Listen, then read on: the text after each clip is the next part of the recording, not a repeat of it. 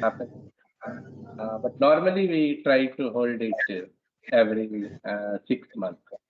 And this is a very good uh, event where we happens to be face to face discuss the issue which is related to environment and sustainability. So welcome to all of you in this environment management team meeting, and all of you are welcome.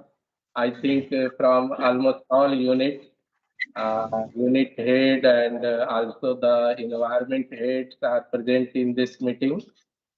Also from Green Cell, environment corporate environment team. Uh, Among us, we also welcome Mr. Sagar Kaushik, our President for Corporate Affairs and Industrial Relations. So he is also present here. And we always get inspiration from him. And silently from background, he used to support us whatever the fair going on at Delhi, Ministry of Environment Forest. So on EC related aspects, we get a lot of support from Agar sir, and we are thankful that today he is present here. Also from HR, Ranjit, so thank you for your presence. Unit 0, who is there? Vapi. Unit 5, Anil. Unit 1, Vinod. So thank you to everyone in coming in this event, and again I welcome all of you. Starting my presentation, I think this team, this environment management team, which is here, this is very important team. And if you see, this team is responsible for all the environmental compliances at UPL. This team is also responsible for utilizing natural resources responsibly, and this team is also responsible to embed sustainability to transform our business into 1.5 degrees Celsius world. So I think this is the broader three area where we work. And if you see the achievement, and especially if you ask from me that what is the achievement of this team at UPL, then I can see that the one great achievement I able to see, that is we have utilized our environmental resources, natural resources responsibly. And from last 5 years, if you see, then we able to reduce our environment footprint 30%. So if you see water reduction, carbon emission reduction, and waste reduction, then all are in some of the area we have achieved more than 30%, some of area near to 30%. So nearly 30% environment footprint reduction in the last 5 years in as a whole UPL group. I see it is a great contribution of this team. And if you translate this into monetary benefit, then it is coming approximately 45 million US dollars per year saving in terms of energy bill, water bill, and the waste disposal bill. So that is the one thing. Second thing, if you see the compliance, then at this moment we are 100% compliant, and whether it is environment clearance or CTO or product mix change, everything is in place, and our units are 100% compliant. All the wastewater treatment plants are working and delivering excellent results. And the last point I can see the achievement of this group is, that is, if you see globally UPL, then we are fifth largest company among agrochemical globally. But that is revenue-wise. If you see sustainability, then we are number one company globally in sustainability. I think that is the great achievement of this team, that we have embedded sustainability in such a way that today we are undisputed leader among the agrochemicals. If you see the Dow Jones Sustainability Index, then we are undisputed leader because our nearest agrochemical company, Corteva, she scored 60 and our score is 72. So huge difference between our nearest competitor, and we are number one not only in Dow Jones Sustainability Index. If you see from London Stock Exchange FTSE Russell, there also we are number one among agrochemical. And if you see Sustainalytics from Netherlands, that is a premium rating agency, in Sustainalytics also, we are number one among agrochemical globally. So I feel that this is a excellent result which we have achieved in last 5 years. And if you see the global framework related to sustainability, then very few company can claim today they have implemented all the sustainability global framework, and what we have achieved and what we have implemented. Today, if you see sustainability reporting, we used to report every year, and as per GRI guidelines, it is assured by the third party KPMG, and all data happens to be audited. Second thing is, we have released our TCFD report, we have set our science-based target, and also we have committed carbon neutrality by 2040. So almost all global sustainability framework that we have embedded inside the UPL. And how it happened, I can say it is because of passion of this group. And whenever I used to go inside our operating plant, whenever I used to talk with you, then I found that inside the UPL, with sustainability, we have passion. And I feel personally that passion is more important than profession. And when profession gets translated into passion, then it became very easy to achieve something. And then that became work. It's not just like a work. So I think that we have translated into it. And now I shall start my presentation. In my presentation, it will be a brief, then detailed related to environment management system, environmental issues, achievement. We will have presentation one by one, and all unit will present in today and tomorrow. Green Cell will also present their presentation, what technological innovation they have done. And from corporate environment team also, we will have presentation that how we are placed in terms of environment clearance, CTE, CTO, product mix change. So those things will be get presented. Another important thing is tomorrow we will conclude by first half. Second half, we have organized one training, that is the GRI training.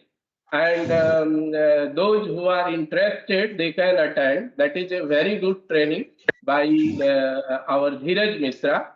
Dheeraj is from KPMG. Earlier, he was working in KPMG. He used to provide the GRI training. So it's very good that now he is with us. And second half, he will organize GRI training.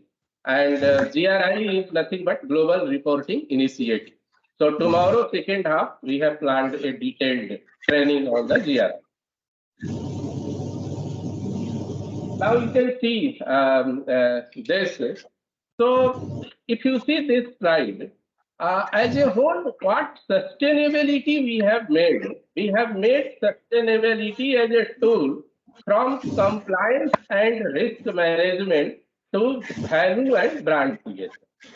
And it actually happened inside the UPA.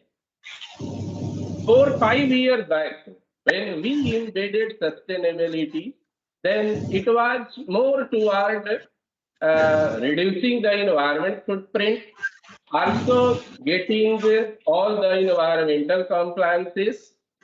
But today, if you see, it translated into value creation, and we have created the value by reducing the environment footprint. As I told you, that if you see the monetary benefit, then it translated into 45 million US dollar saving in terms of water bill, energy bill, and the waste bill.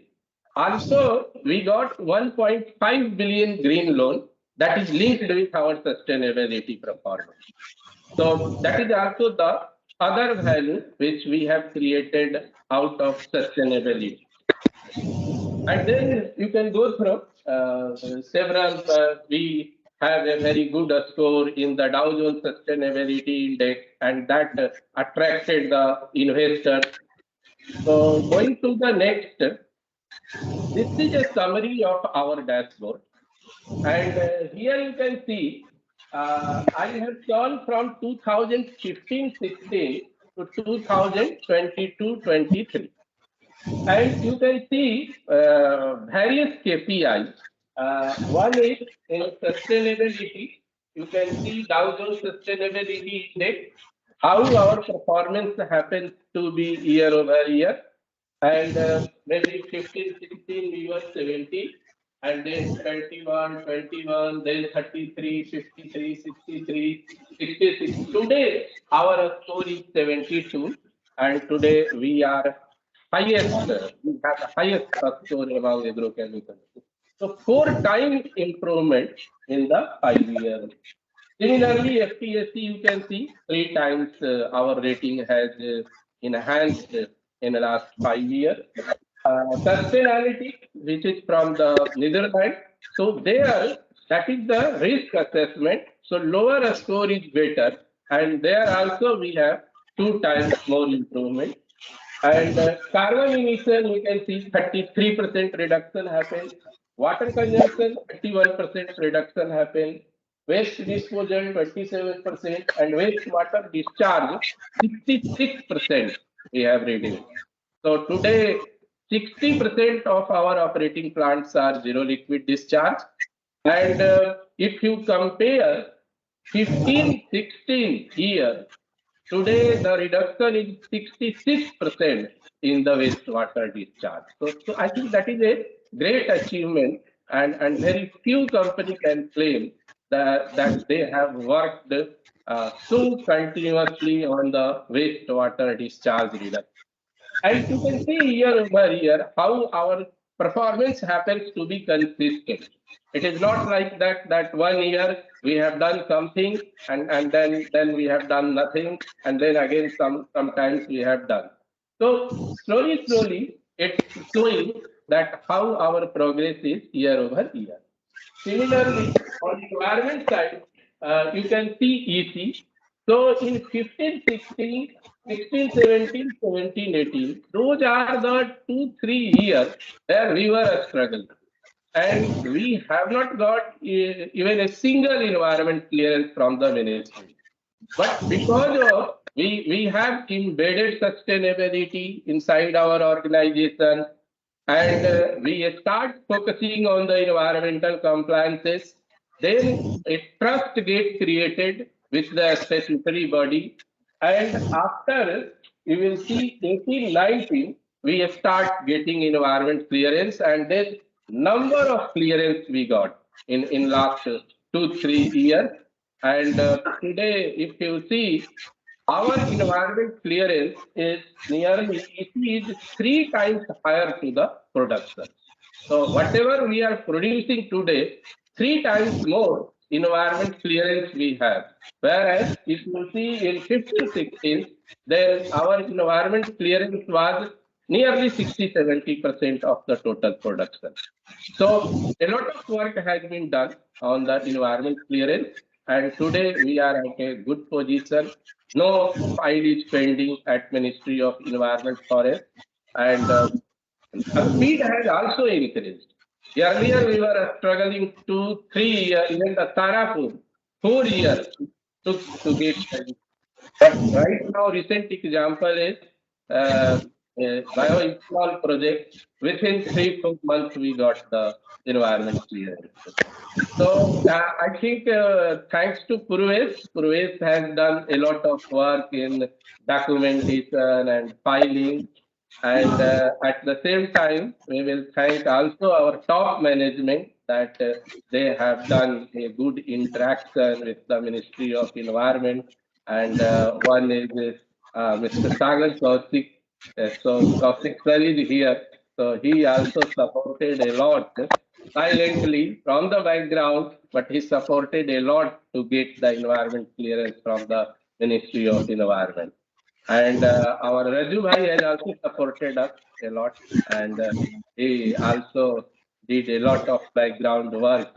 So finally, what I want to say that if you see EC, then CTE, CTO, in terms of CTO, we have got 100% compliances in our manufacturing plant.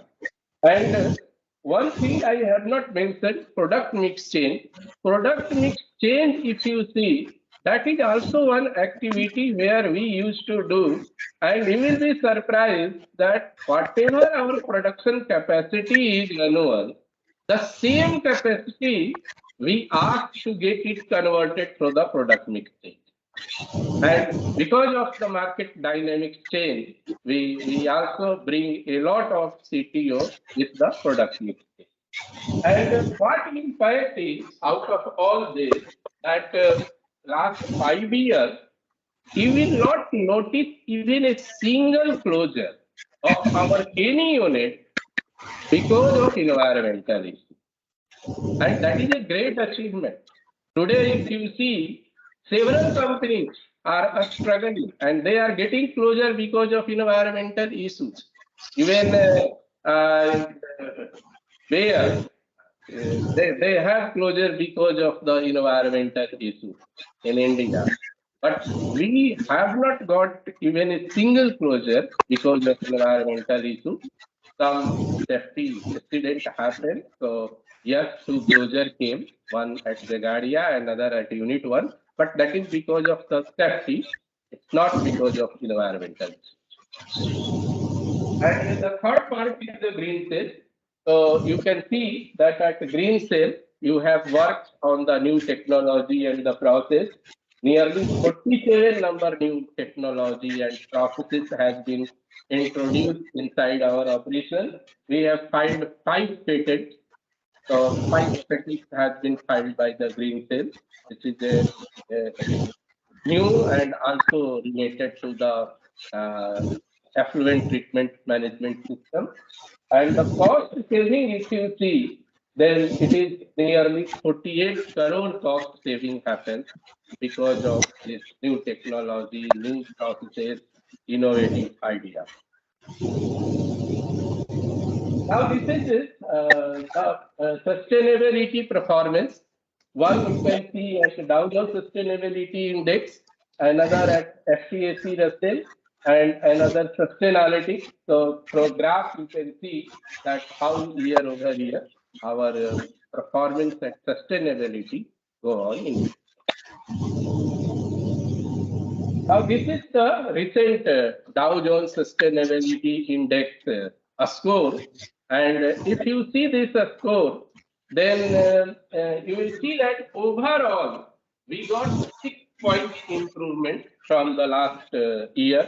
So this year our score is 72, so 6 point increase from the last year, and we have a score higher in all the dimensions. If you see the governance dimension, then also we have the highest score enhanced 3 point.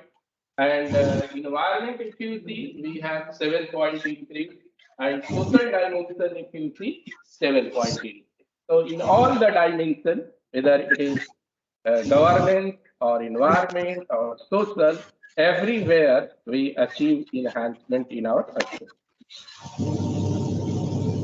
Now, here some of the comparison I have given with our peers, and you can see the UPL score is 72, and then Corteva 60, BASF 50, FMC 57, and several company comparison I have given for this year. And so why in beginning I told you that we are undisputed leaders in sustainability among agrochemical companies. Nobody is near to us. And this score is not our score. This is the Dow Jones Sustainability Index score, which is the world most admired and neutral rating agency. And worldwide, everyone believes in this rating agency.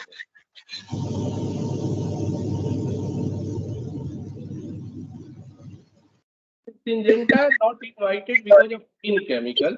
Actually, those companies who found to manufacture thin chemicals, then as per policy of Dow Jones Sustainability Index, they don't invite them and they don't rate them.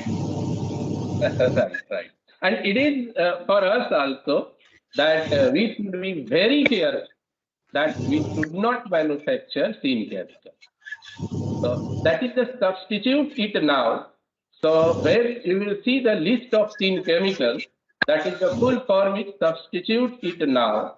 And internationally, it has been agreed that these chemicals need to be substituted with the other chemical because those harm the environment and we should must phase out those chemicals.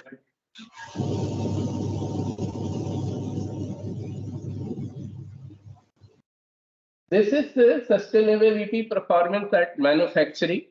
And at beginning, I told that we have utilized our natural resources responsibly inside our operation.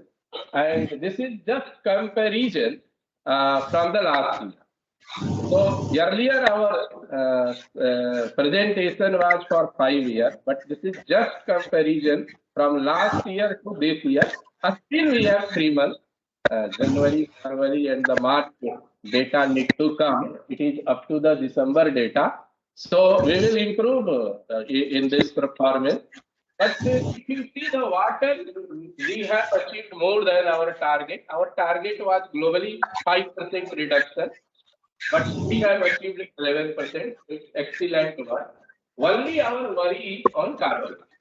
So if you see, carbon emission has increased 0.8% this as compared to last year.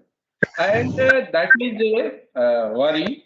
And what I want to communicate message in this team that try to see at your unit that we still we have 3 months.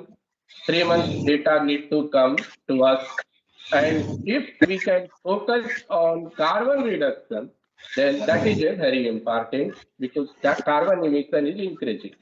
When we do the root cause analysis, because this exercise for us is not half yearly or yearly.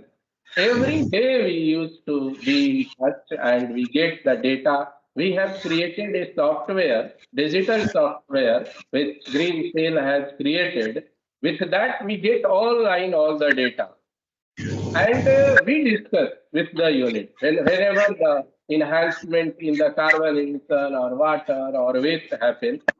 So when we discuss what the main reason we found, that is the production capacity has been decreased. This. So when relatively production go on decreasing, then a specific carbon emission, this is directly proportional to energy consumption. So why there is increase?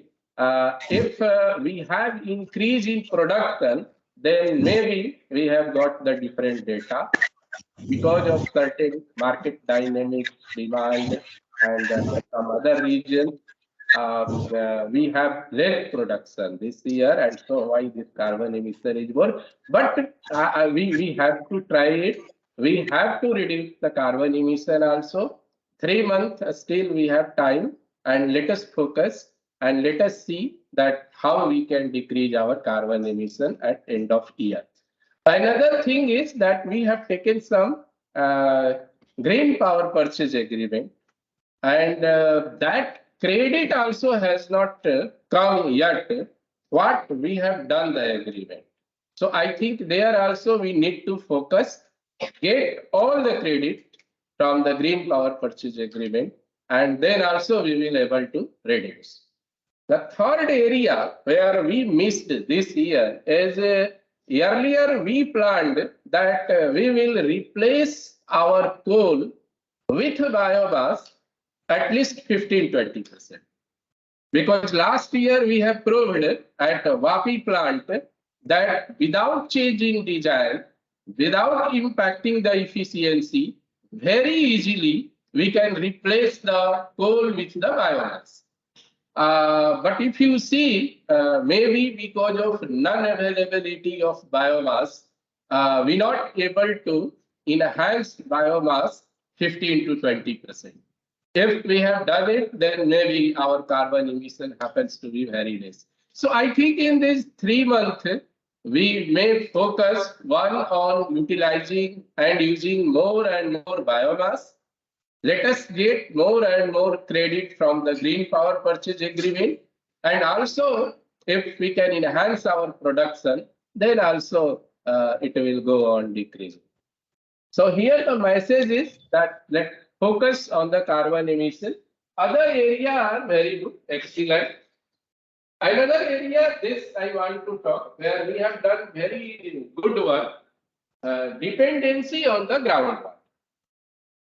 Actually, 3-4 years back itself, we realized that if our dependency is more on the groundwater, then we will have a huge problem because of community. And today, if you see all the reports and the things going on worldwide, we feel that water may be the biggest issue for the conflict between industry and community. And wherever those industries who are using more and more groundwater, the conflicts happen with the nearby community. And so why we have taken target that we will make our zero dependency on the groundwater worldwide. And I am happy today and also satisfied with our performance that today our dependency is just 1%. And we are sure that by 2025, we will reduce to zero. And we will means no dependency on the groundwater. Another area is dependency on the CET. So think 3-4 years back, our dependency on the common effluent treatment plant were more. And all our effluents goes to the common effluent treatment plant, and from there it gets disposed. From a statutory point of view, nothing wrong. And it is the agreed and the good practice that the industry send their effluent to common effluent treatment plant and their treatment happen. But why we have taken target that we will make zero dependency on the CETP? Because today, if you see in India, then most of CETP is in controversy. They don't have adequate treatment process, and a statutory body come and close the common effluent treatment plant, and then at that time, the all connected industry gets suddenly problem. And not only this, today the issue goes to the tribunal, NGT, National Green Tribunal, and NGT used to impose several fine and penalty to the connected industry. And it's happened in the past. But since we have reduced our dependency very minimal, today if you see only 8% our dependency is on the CETP. So we have not got fined or penalty by the NGT. So today, if you see Unit 1, where we are holding this environment management team meeting, earlier, means just 2 years back, all the effluent were going to CETP. But today we have achieved zero effluent discharge in this Unit 1. Similarly, in the WAPI, we have implemented zero liquid discharge. Earlier, there also everything was going to CETP. Tarapur, earlier we were sending to CETP, and every 2 months, 3 months, we used to face problem because CETP was not working properly. So notice come to CETP, and then that notice translated to us also. We decided 3 years back to have the zero liquid discharge at the Tarapur. Halon unit, we have achieved the zero liquid discharge. So I am saying all these about the technical unit, not the formulation unit. In formulation unit, it's very easy to achieve zero liquid discharge, and we have achieved in almost all formulation plants. But in technical plant, go and see, very few company today have in the agrochemical, they have achieved ZLD. And why we are doing this?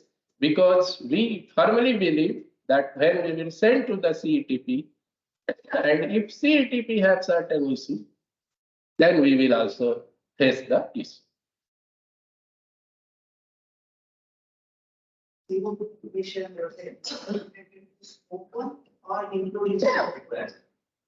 So scope 1, scope 2, scope 3, all emissions we used to calculate and disclose. But here, what I have given figure of reduction, that is only related to 1 and 2, not the 3. But in public domain, we used to disclose scope 1, scope 2, scope 3, or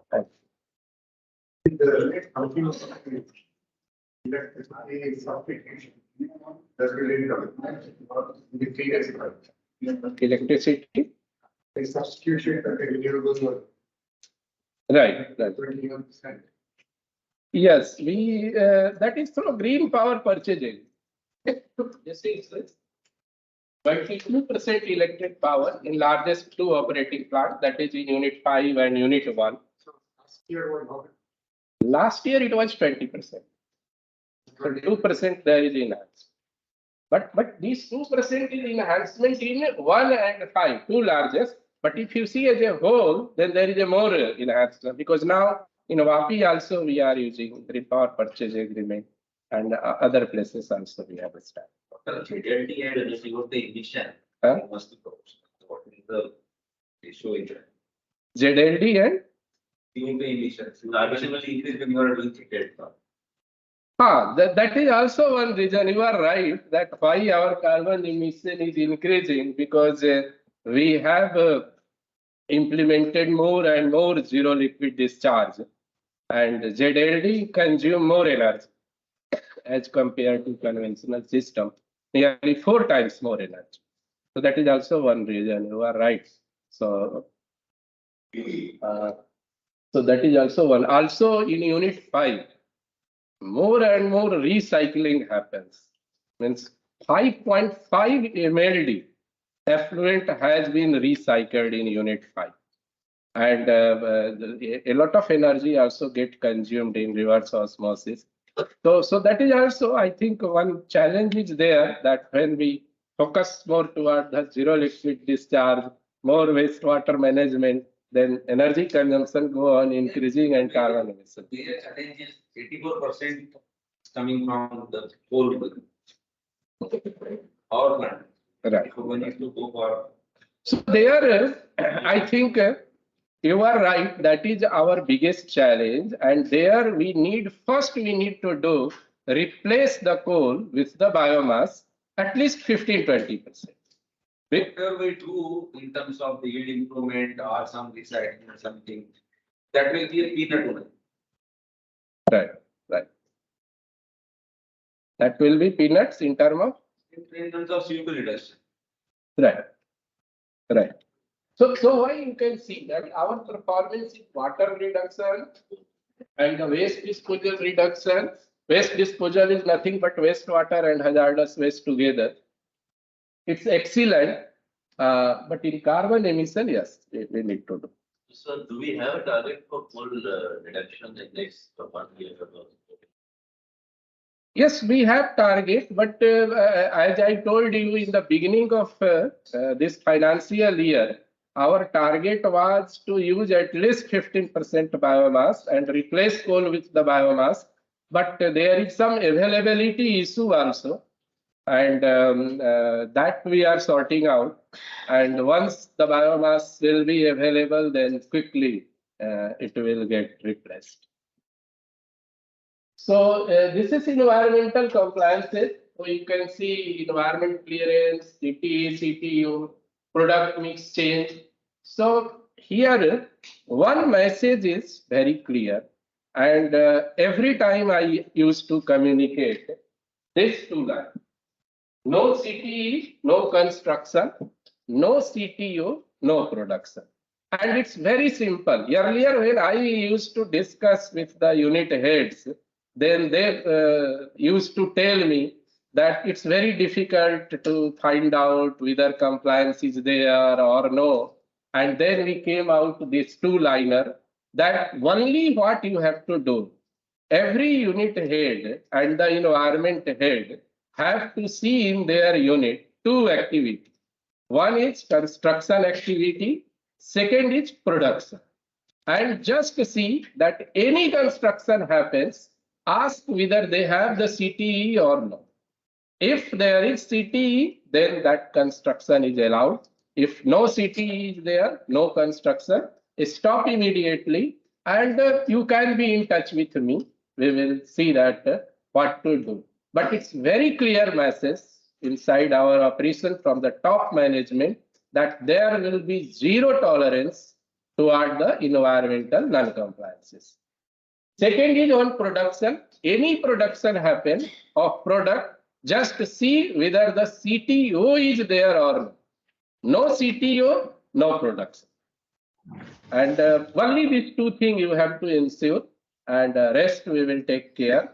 And if we can ensure this two-liner, then we will achieve 100% environmental compliances, and we will not have any. Chaubey, can you hear? 1 second. Hello. 1 minute.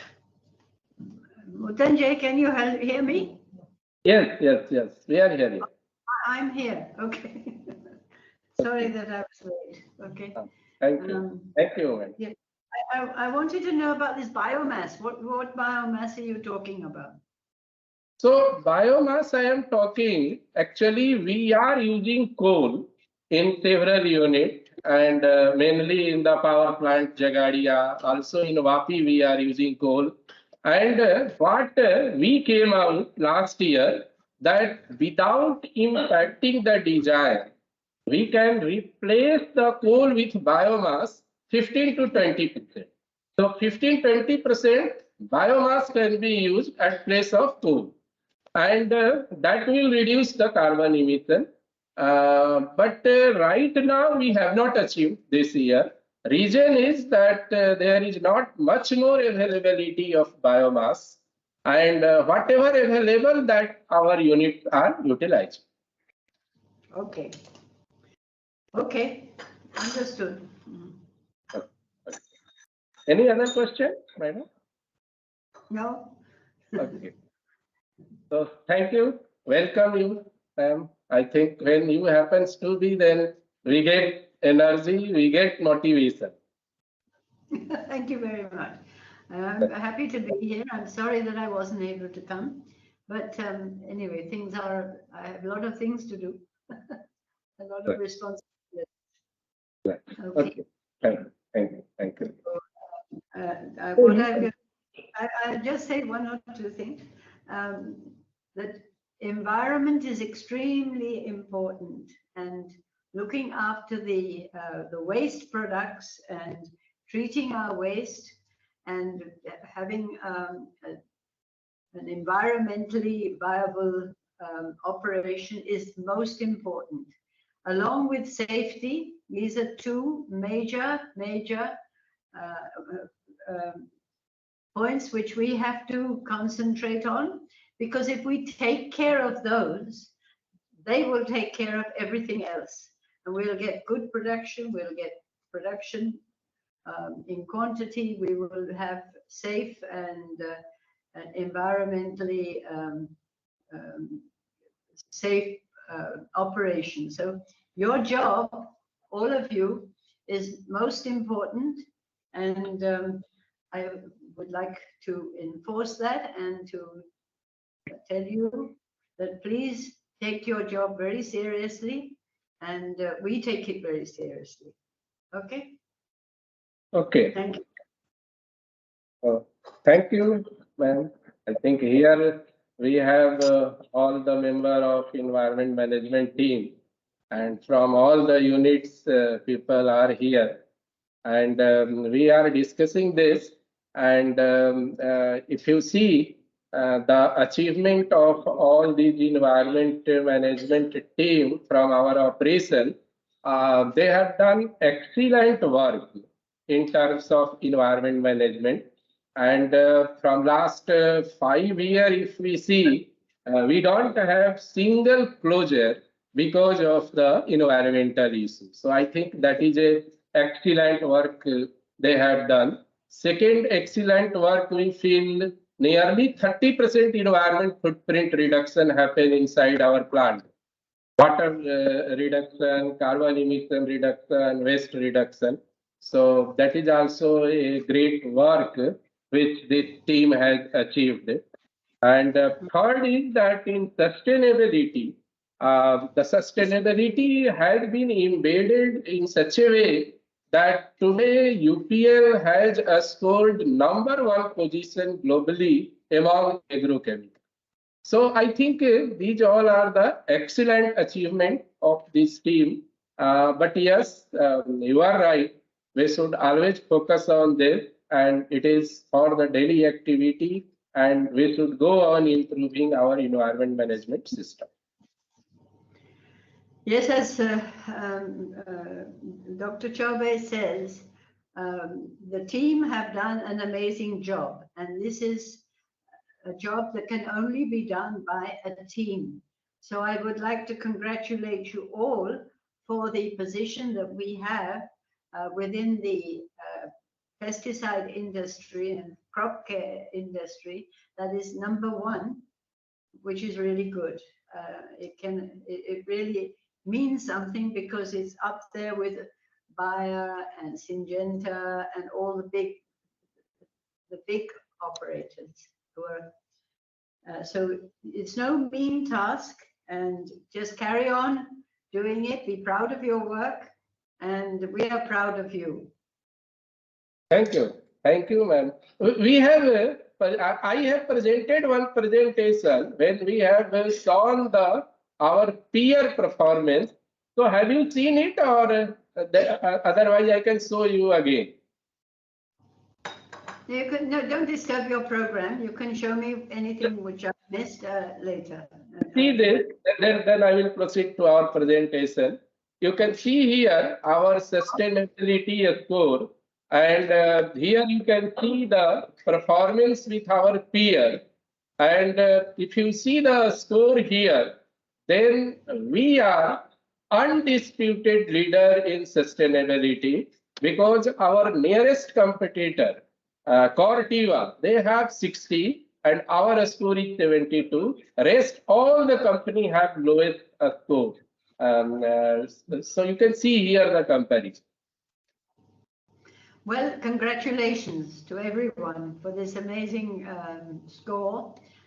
It really is something that you can all be very, very proud of. We are proud of it. Thank you, ma'am. So I am going to the next. Okay, so we were here, environmental compliances. So you can see on the EC, CT, CTO, product mix stage. I am not going to narrate some of the last year, the current year jobs, what we have done, it has been mentioned. You see the last one, document submission. And that is very important. From corporate environment team, this is one of our work where we used to submit to a statutory body for all our units. Some of to the State Pollution Control Board, some document on monthly basis, some on quarterly basis, some on annual basis, also to the Ministry of Environment, Forest, CPCB. You can see in the last 9-10 months, from April to December, this data is nearly 804 documents has been submitted to a statutory body. So in terms of submission, in terms of compliances, we ensure that we have the 100% environmental compliance. Now moving to the next one, sustainability management framework. So this is the framework which we have implemented and embedded inside the UPA. And this is the main framework on which we are working. And if you see the other company globally, then very few company can claim that they have embedded all the sustainability management framework inside their organization.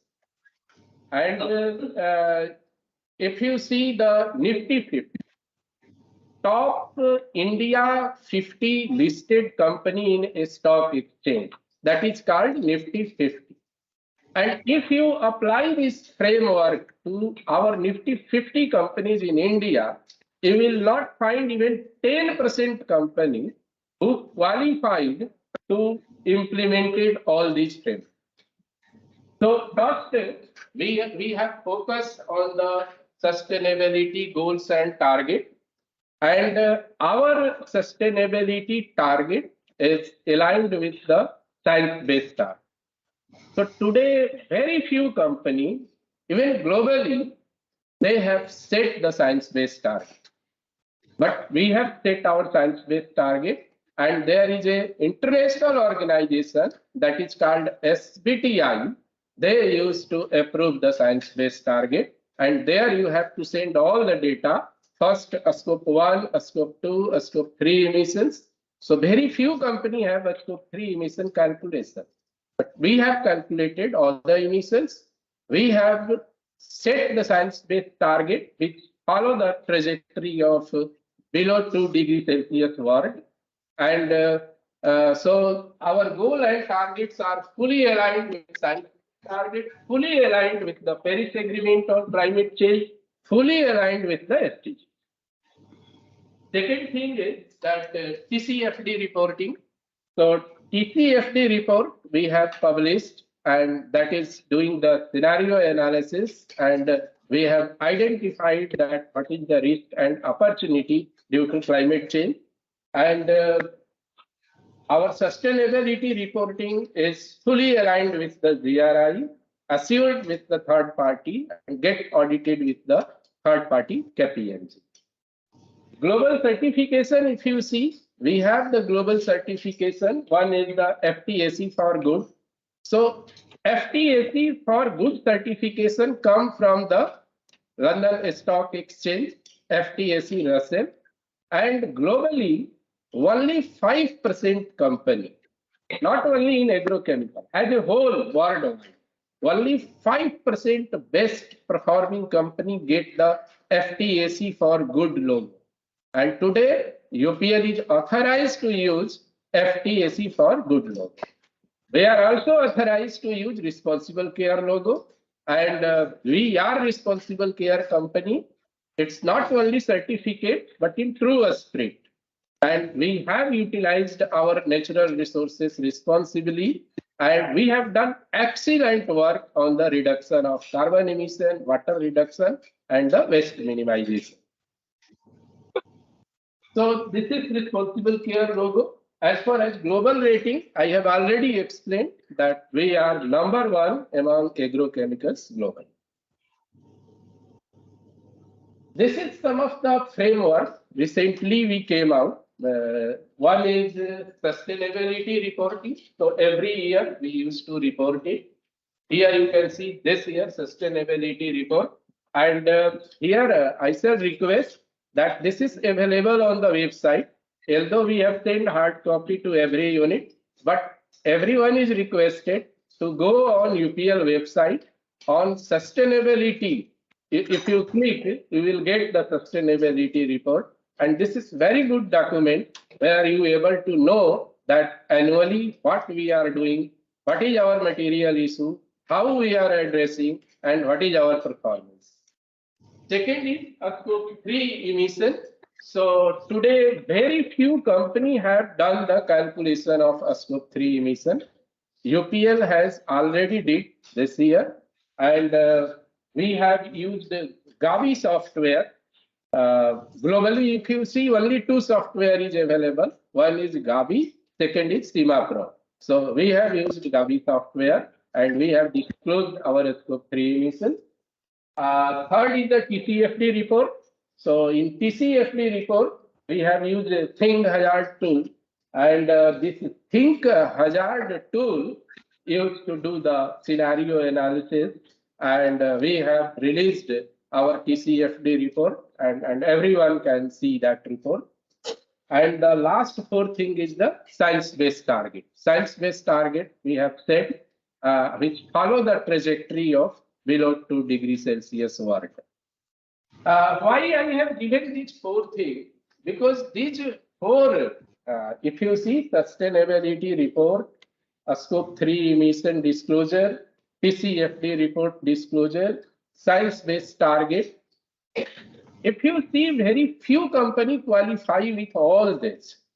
And as I told you that if you see Nifty 50 company, then only 10% company qualify, and that also only IT companies.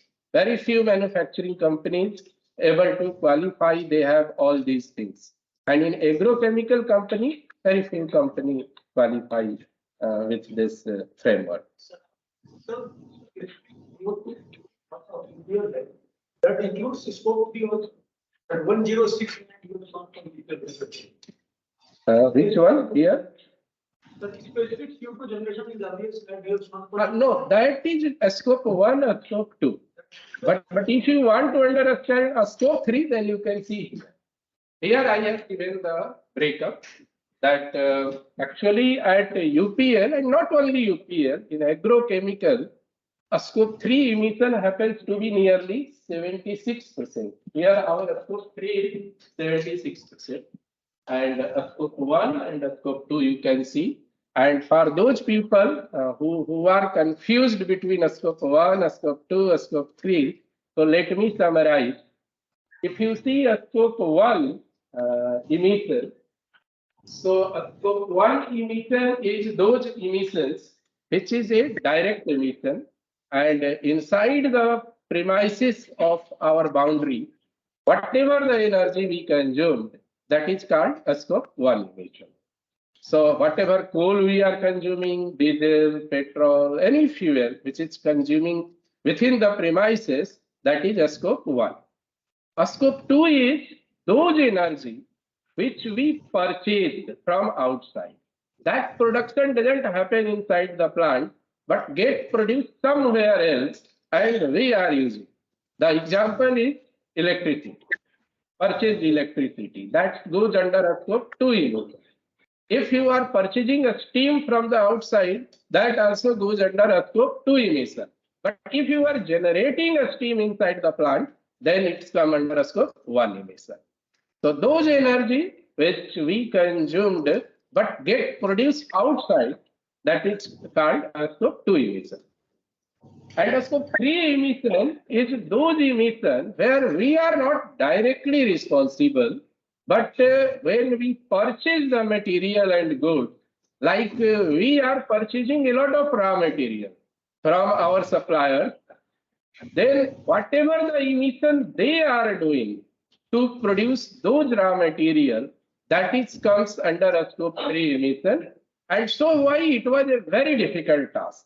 If you see a scope 3 emission, then there are, no, here I have not included, there are 15 categories in a scope 3 emission. And the main is the purchase goods and services. At UPL, we have 5,000 suppliers there. From 5,000 suppliers globally, we used to purchase the raw material, and we have to calculate all those 5,000 supplier emissions. So it was a very very difficult task, but we did it. And so why we use Gavi software, and with the help of Gavi software, we able to calculate our scope 3 emission, and which is nearly 76% of our total emission. So in the particular scope three, whatever the middle of that respective value factor, whatever the raw material we have purchased in that qualification will be carry over to our. Yeah, the raw material which we have purchased. So to make that raw material, some energy consumption happen with the supplier. So that need to be calculated, and that is a scope 3. Suppose we are getting waste outside, the transportation which is paid. That is also come under a scope 3. Waste is under scope 1, but the transportation is under scope. Yes, all the logistics, upstream and downstream. Even not only the waste which is disposing, all the business travel, all the travel which happen, employee travel from the home to office, that also we have calculated. Maybe you will be aware that HR has sent one survey to everyone, globally all the employees, that how you come at your office and how many kilometer away is your home. The purpose was to calculate a scope 3 emission. And we get the input from all the employees globally, and based upon the mode of they are traveling to the office and how many kilometers they are traveling, that we have calculated through the Gavi software, and finally we inbuilt in our scope 3 emission.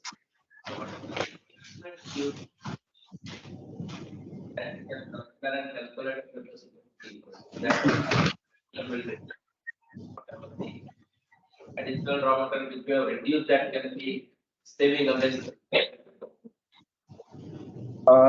No, I am not getting your question. What is your? Suppose we have reduced the raw material consumption, include the heating. Well, Equivalently, you have 10% raw material consumption. So we need that raw. yes. Then you are reducing the scope 3 emission. That will be the scope. Yes. Next is science-based target. So some small on the science-based target, since the time is up, so I will go fast. So we have set our science-based target, and you can see that there are 5 partners which is associated to set the science-based target. One is GDP, United Nations Global Compact, World Resources Institute, and WWF.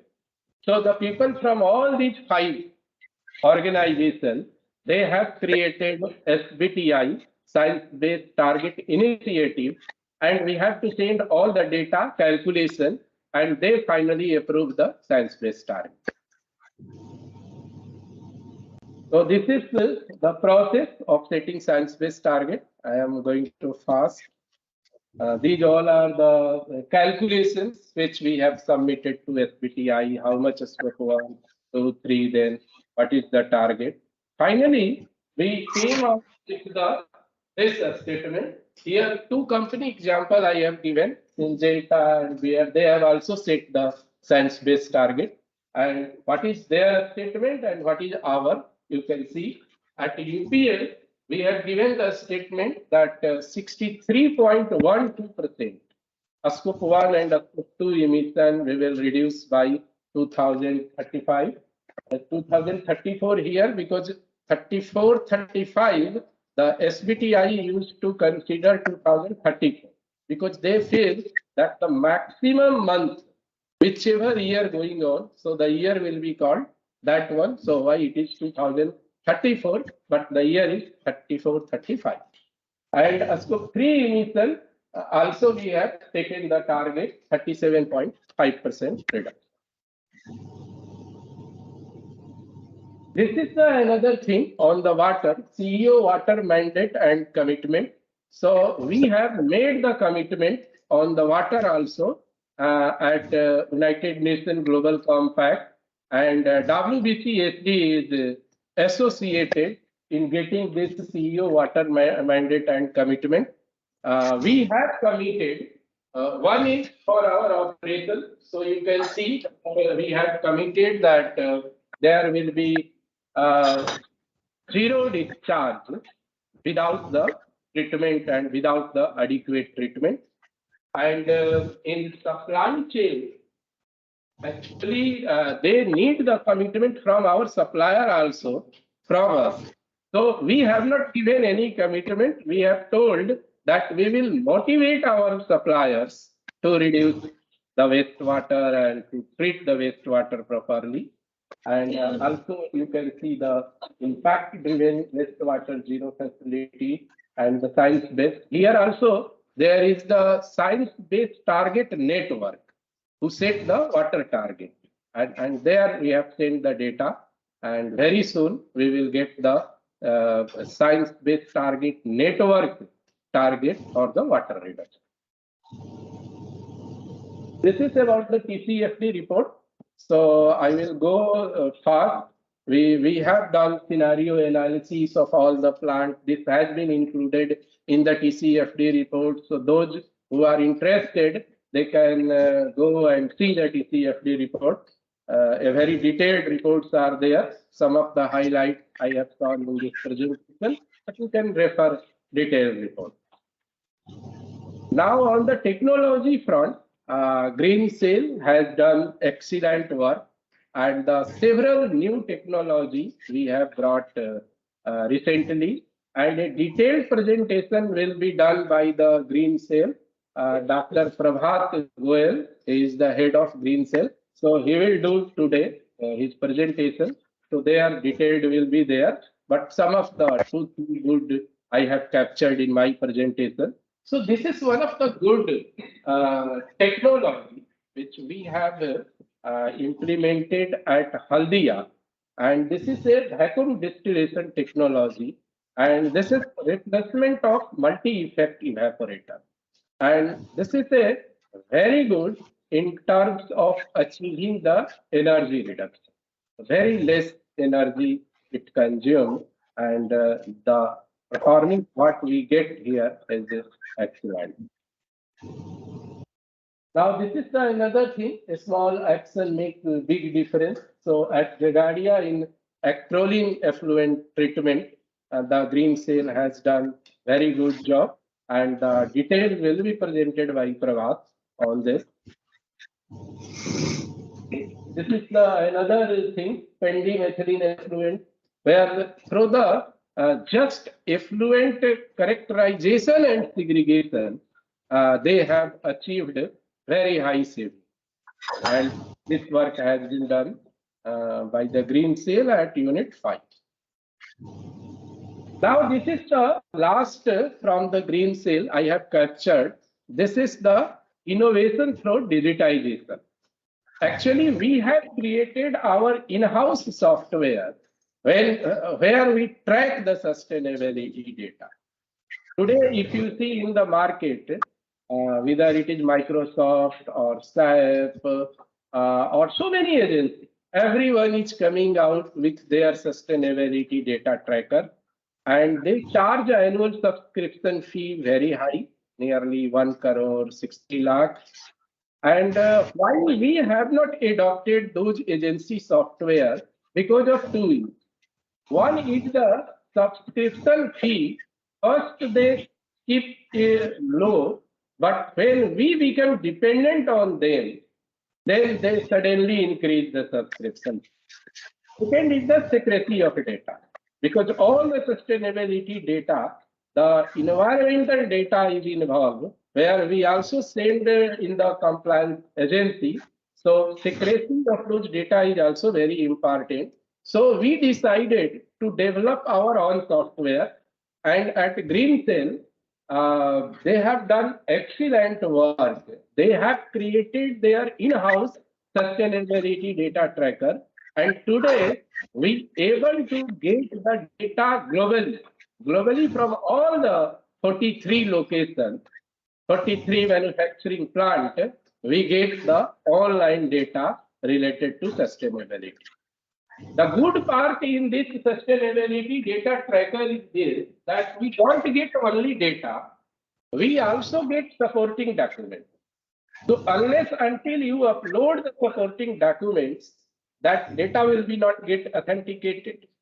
And when the supporting documents come, Then sitting at corporate, we can also able to check that whether data is correct or no. And where it is helpful, it is very helpful in auditing process.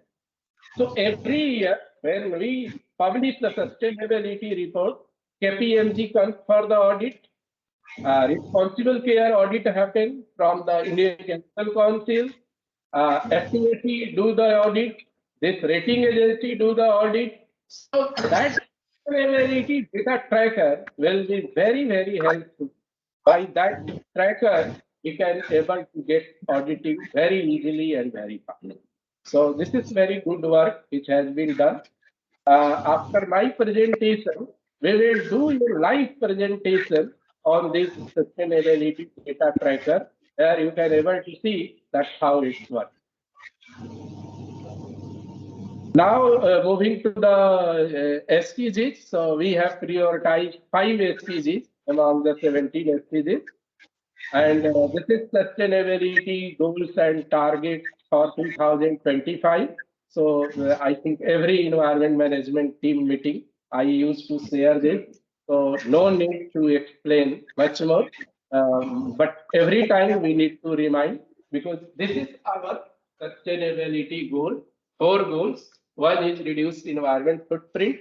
There our target is to reduce 20% water, 25% carbon, and 25% waste by 2025. And in fact, our sustainability green loan is also linked with this performance. So this is very important to achieve.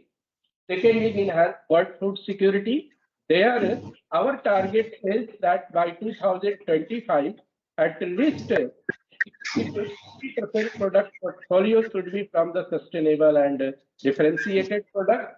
Then enhance sustainable sourcing. There, our target is that by 2025, at least 60% sourcing should be from sustainable sourcing. And the fourth is strengthen community well-being. So I am going ahead with the next one. This is UPL Carbon Water Waste Neutrality Roadmap. And this, we have created this roadmap considering by 2040, UPL will achieve carbon, water, and waste neutrality. So here you can see one is the short-term target by 2025. Another we can take science-based target, which is the mid-term target 2035, and the last is carbon water waste neutrality target 2040. So this is our roadmap, and we will go with this. This is a detailed roadmap for the carbon emission reduction, and there we need to work to change the energy mix. And how going ahead, we will phase out some of the fossil fuel and how we will shift the energy mix that has been given in detailed roadmap for the carbon emission reduction. So this we have published this year in our sustainability report also, and a detailed report has been incorporated in our sustainability report. Now this is for the manufacturing location. And this target we have set, one is the 100% compliance, so zero tolerance on the safety and the environment, no CTE, no construction, no TPO, no manufacturing. And on carbon emission, water consumption, waste disposal, and community acceptability. So this has been well communicated inside the organization, and we will continue to work on this target. Now, some of things which I am going to conclude fast. We are also working with the statutory body where we can bring the environmental reform, then we can achieve very easily carbon emission reduction. And some of the regulation that need to be aligned with the international regulation, and there through industrial association, we are discussing with the statutory body, and we hope that the positive output will come because the statutory body, MOEF, CPCB, their also aim is to have less pollution, And our aim is also less carbon emission. And the entire world community also wishes to reduce the carbon emission. So some of the things which we are highlighting, one is deep sea discharge regulation. So today, if you see in Bharuch area, we have very good deep sea discharge system, and it is as par with the US. If you see the US deep sea discharge system, our deep sea discharge system in India is better than that in a several way. But in US, they have made the US EPA norm. There they allow up to 4,000 ppm COD net to be discharged.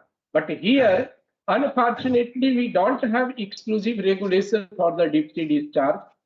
The same river discharge regulation, that is 250 ppm discharge limit for the COD, same has been applied to the deep sea discharge also.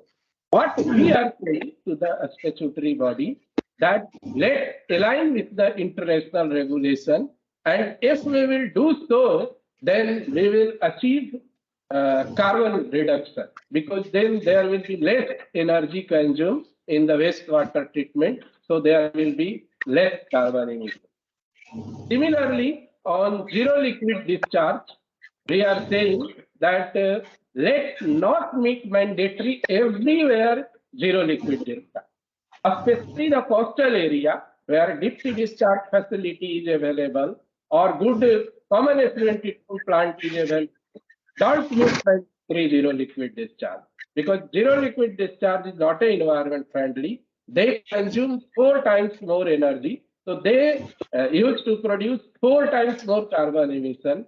They produce hazardous waste, hazardous plus get generated, and also the operating cost happens to be more. So here you can see some of the comparison that today, if you see the US EPA norm, then if that US EPA norm happens to be in India, then we may be consuming 1.5 kilowatt hour per cubic meter wastewater treatment. Right now, we have the ETP India norm where we have to meet 250 ppm. So then it is 8 kilowatt hour per cubic meter energy consumption happens. And wherever ZLD norms get mandated, and when we achieve ZLD, then you can see 32 kilowatt hour per cubic meter wastewater treatment happens. And what Anil has said is during the discussion, that why our carbon emission is increasing, because we have implemented more and more ZLD plant. So naturally, the energy consumption is more, carbon emission will be more.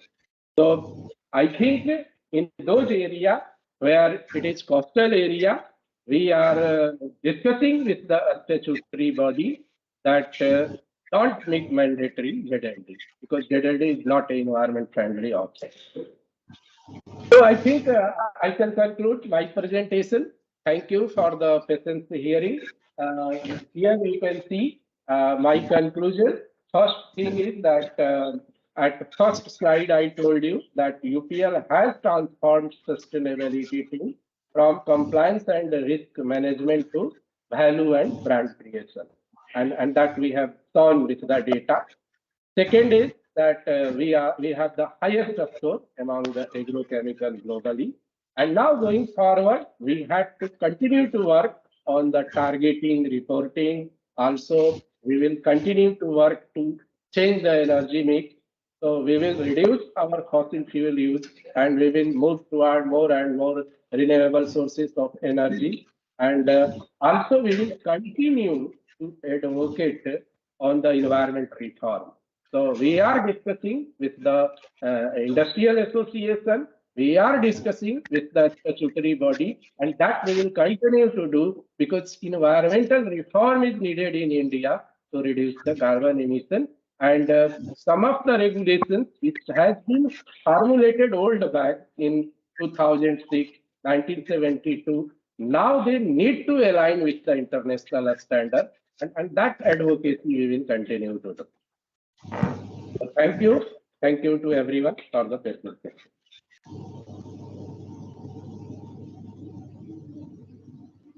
Okay, so I think